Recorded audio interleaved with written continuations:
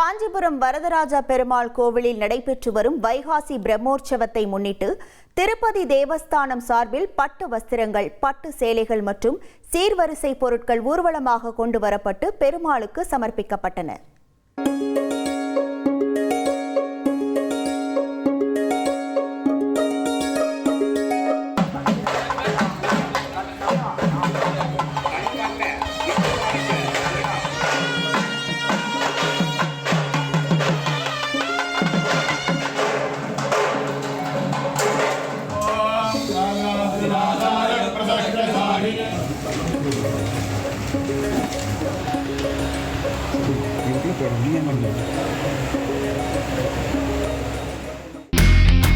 இனி செல்லும் இடமெல்லாம் செய்தி.